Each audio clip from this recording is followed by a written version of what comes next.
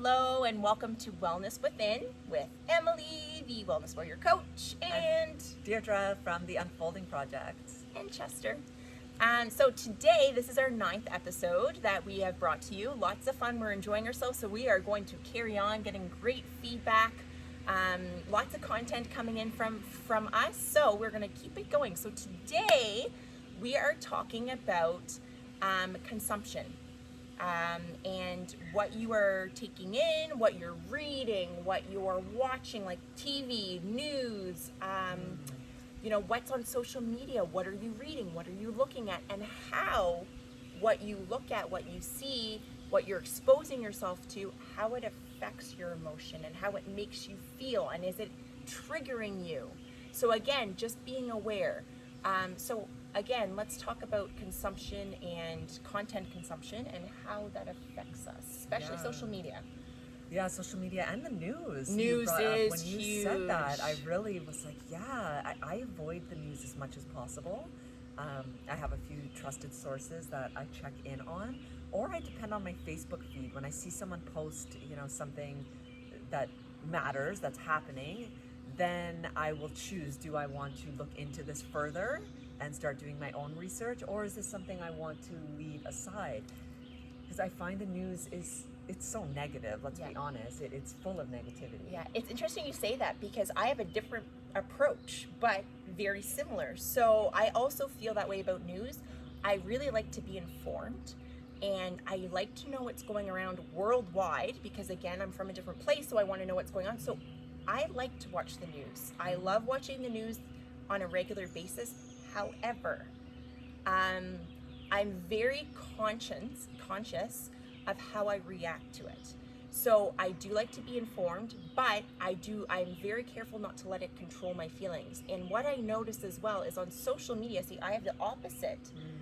If I go on social media, I try to avoid any conversation about anything political or anything that has to involve the news, because that is not the source I want to get it from. If I want to know, I will go and look it up myself. So I actually try to avoid the, so if I see it on the feed, I will not participate in that, because and for me, we're all different. This is about what works for you. So that's what we're talking about. We have different approaches.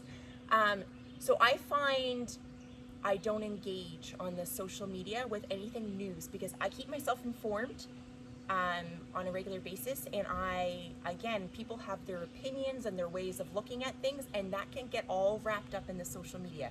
It doesn't mean that I don't believe in something or I'm not supporting something. It just means I'm choosing where I do that and where my time is spent. That's an interesting that we do that differently. Yeah, and I think also if you are like Emily and someone that does enjoy watching the news and getting your information there, you can choose how much of it you're going to watch. So maybe you set a time, whether it's in the morning or in the evening, I'm going to watch 30 minutes, or you have your special show that you get your information from, and you don't sit and consume it all day and constantly check in with it. Yes. Because that can be really draining, and they do promote a lot of fear in the news. So we need to be careful of how much of it's coming in. That's 100% right. It is based off of fear. And that's how, and again, a lot of information is real and it's important to stay informed, but again, how much are you being sucked into it? And this is the same, this is news. This goes the same for your social media. Okay, so we find, again, the world is on social media, especially our young people they're absorbed in it. This is the world we live in now. So we have to be very aware of what we are exposing ourselves to, because we have a choice. We can let ourselves be exposed to all the negative shit out there, or we can choose to look at positive, inspirational. And it's hard because sometimes you'll be in that flow of positivity and then you get sucked into what that person looks like or what this person's life is, and you fall into that trap. So being aware of where social media can be wonderful for inspiring and lifting and connecting, great connector. We all experienced that during this big pandemic.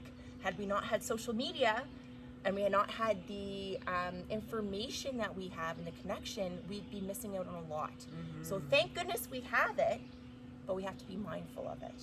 Yeah, so pay attention to how you feel when you're scrolling through your feed. Yes. If you're stopping on certain posts, and pay attention, you know, is this uplifting me, inspiring me? Does this make me feel happy? Yeah. Or does this make me feel sad, angry at my husband, angry at my kids? Like, is something triggering something inside of you? Yeah. And it's actually amazing because I think more people are having it than people are saying or being honest about it. We all have triggers. We all have emotional challenges. We all have down days. So when you're having that heavy or down day where you're not feeling as inspired, you're not feeling as energetic and positive, be very conscious of what you do on those days and what you expose yourself to, because again, it's easy to keep digging yourself lower and lower. And again, just like Dee said, being aware of how it makes you feel. So if you're looking at something and all of a sudden your husband walks in and you snap at him, what's that correlation, right? Yeah. So it starts with awareness. It starts with awareness. And again, it can be a great tool that energizes and lifts, but you have to make the conscious choice of what you are consuming, right? Yeah. It's funny you mentioned triggers. So we all get triggered, right? And most people that know my husband and I personally see that we have a really healthy, loving relationship. But there's triggers in our marriage. So, for example, the other day, is every marriage. Yes. No marriage is perfect, no matter how it looks or relationship. You can, social media can make it look beautiful. It's not always that way. Yeah. So I,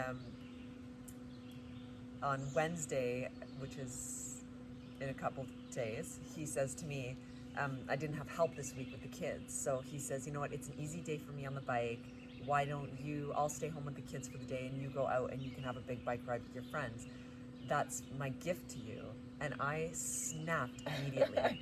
I was like, oh, it's a gift that you're going to watch the kids. And I got so upset with him. But because I know him deeply, I know that he didn't mean that. He was just so happy to be able to stay home and watch the kids and help me out. But the way it sounded to me, which was a big trigger, is that, you know, I was lucky that he would take one day out of the week to spend with them. So yeah, you really have to pay attention. I got really upset with him, and he was so hurt because he felt that he was really being kind, and, you know, he was looking forward to me having such a great day.